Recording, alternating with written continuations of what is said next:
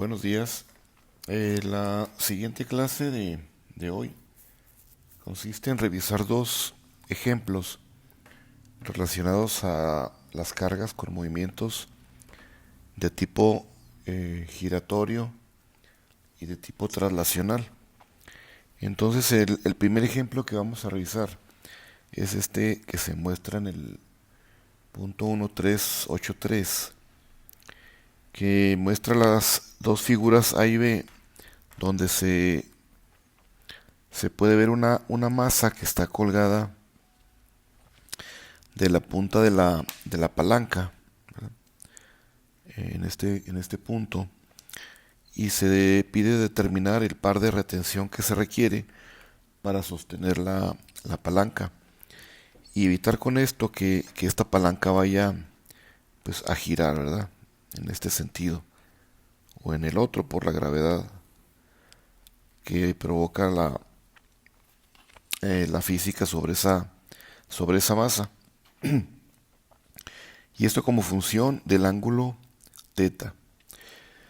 Esto dentro de un rango que va de los 90, pero de los 0 a los 90 grados del ángulo. Se asume aquí la masa ser de medio kilogramo y el radio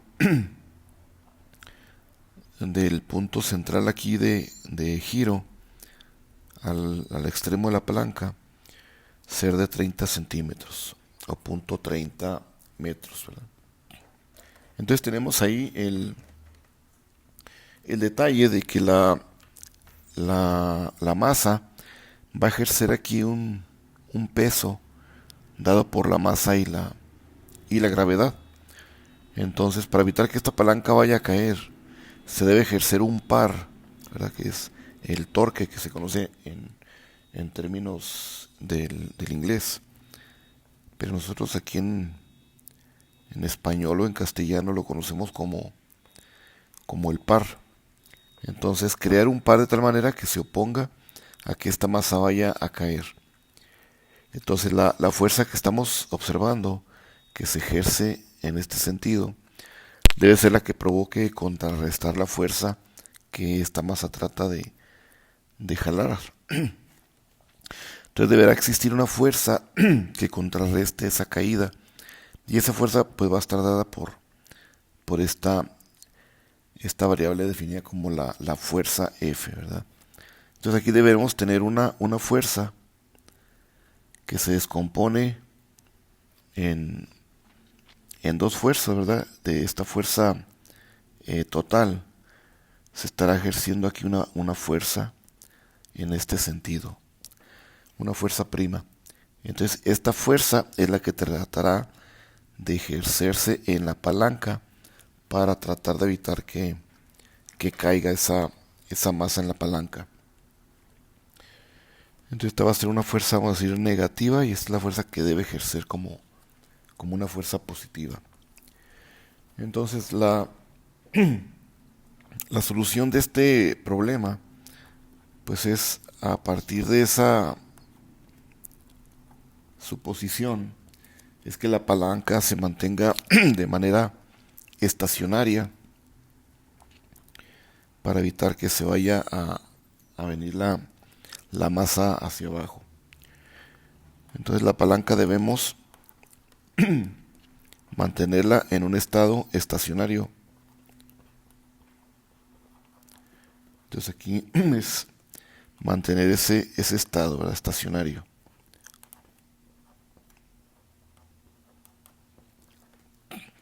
Entonces va a existir una fuerza perpendicular a la palanca, la cual debe ser cero en esencia. Entonces es la fuerza perpendicular, que viene a ser esta fuerza, ¿verdad?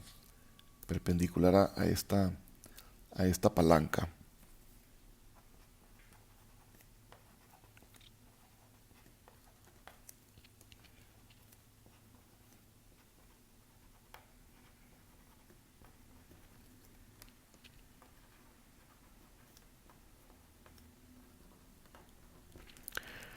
Entonces partimos del hecho de que el valor de la fuerza que tenemos que ejercer contraria a la fuerza que está tratando de jalar a la palanca hacia abajo en esta componente va a estar definida por esta fuerza completa, ¿verdad? Esta F es igual a la masa por la gravedad. Entonces, la fuerza que tenemos que ejercer aquí va a ser precisamente la masa por la gravedad por el coseno del ángulo que ahí observamos como beta. Entonces aquí va a ser el coseno de beta. Y pues ya sabemos que la definición de la gravedad es 9.8, ¿verdad? 9.81, como mejor queramos ahí definir la exactitud de la gravedad, que es a lo que llamamos la gravedad o la aceleración gravitacional.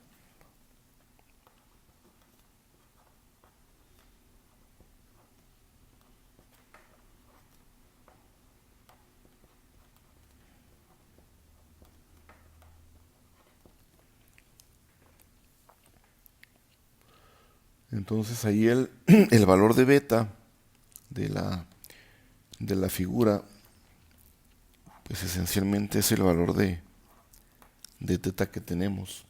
Y a eso le vamos a definir a nuestro par, el par de sostenimiento. Entonces esta representa solamente la fuerza con la que va a tratar de caer la masa como producto del efecto de la gravedad. Entonces esta va a ser la fuerza y el par que debe ejercerse en la palanca a través de algún accionamiento puede ser el producto de esa fuerza por la distancia. Recuerden que eso es trabajo.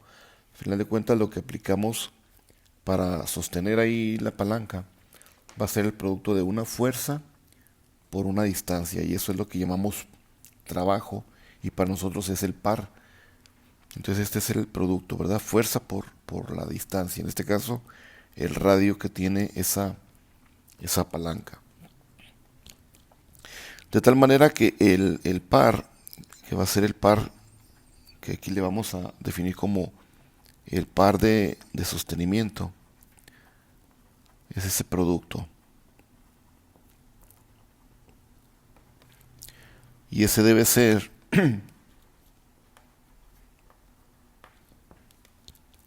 le vamos a definir como TH. TH por la definición en inglés hold, es sostener.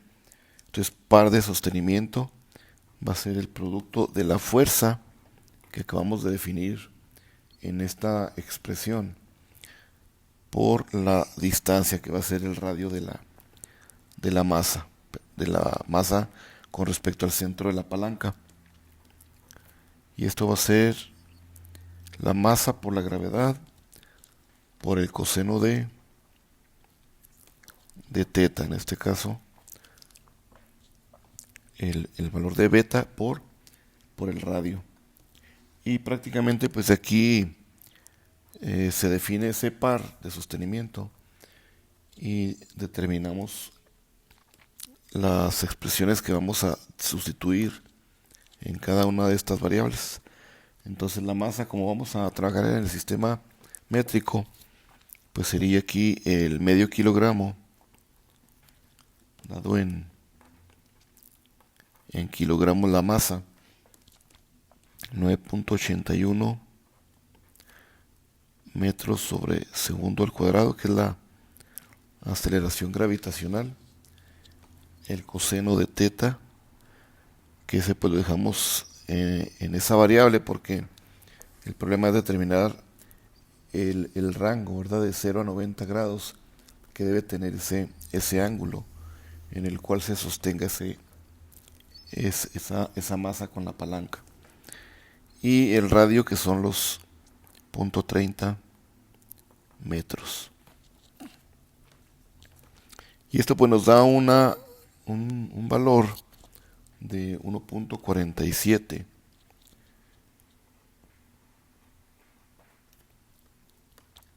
por el coseno, como una función del coseno, y esto va a estar dado en Newton metro, ¿verdad? Que es la unidad de un par. Entonces, pues para diferentes valores de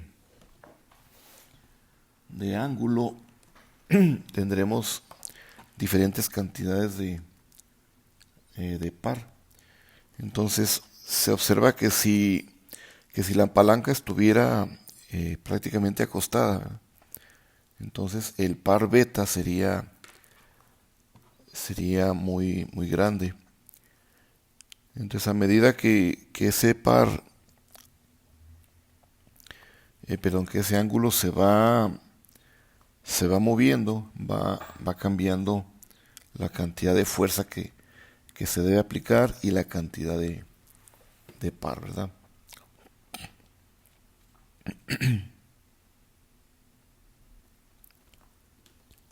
Entonces, en el caso de una gráfica que podamos observar ahí, es como si tuviéramos prácticamente un motor que está accionando una carga, y en este caso la carga es la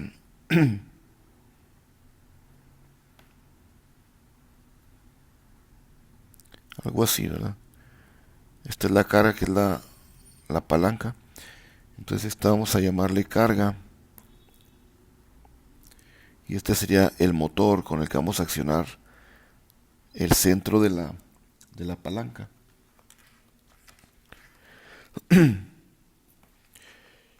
Entonces vamos a estar ejerciendo con cierta velocidad el movimiento de la palanca, y al mismo tiempo estamos ejerciendo con el motor, en ese sentido, un par electromagnético, ¿verdad? O desarrollado del motor, o un TM, el cual va a estar prácticamente manteniendo en movimiento al motor, ¿verdad? A la palanca. Y la palanca, por el contrario, que es la carga, va a tratar de ejercer un par contrario al movimiento del motor. Este va a ser nuestro par de carga. Y el par del motor, o el par electromecánico ejercido por la máquina, es mi par motor. Entonces van a ser contrarios al par que tenemos en la carga. Y de esa manera, con la expresión que acabamos de terminar, se va a intentar, de acuerdo al ángulo, mantener la palanca en un estado prácticamente estacionario, ¿verdad? Entonces aquí se producen varias fuerzas, ¿verdad? Y esto pues son las fuerzas que se interaccionan en las máquinas eléctricas. Entonces aquí tenemos que varias fuerzas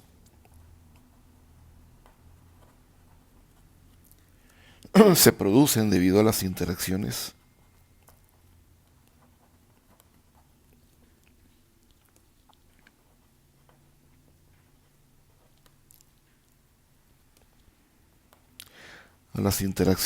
de las máquinas, en este caso las interacciones electromagnéticas.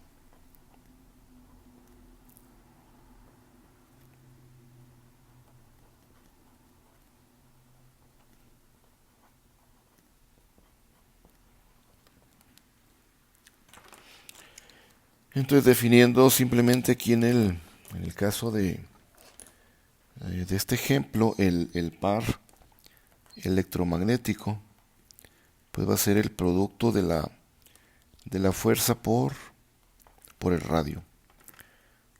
Entonces esto es como cuando ustedes van a cerrar una puerta, ¿verdad? Es lo que les explico constantemente en los temas relacionados a par, con motores eléctricos.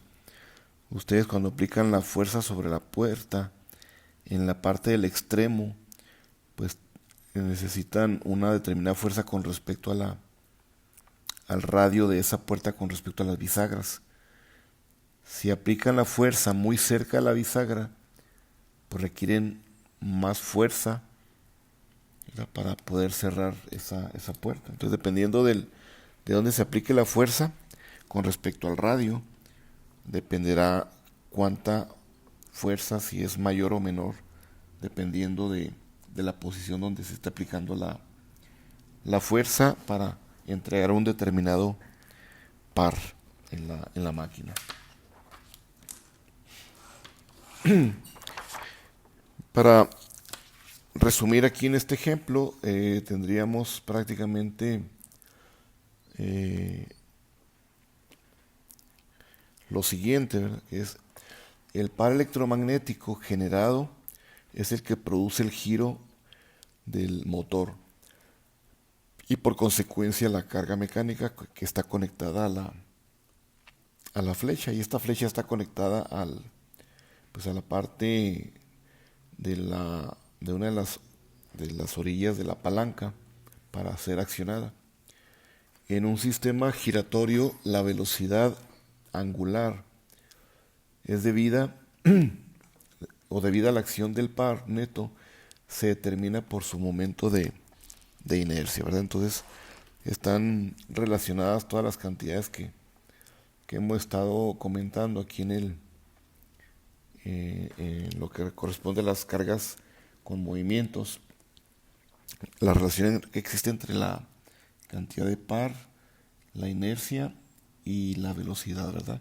Y pues en este caso ya vimos la relación que tiene también el par con respecto a la fuerza y la velocidad. Muy bien, entonces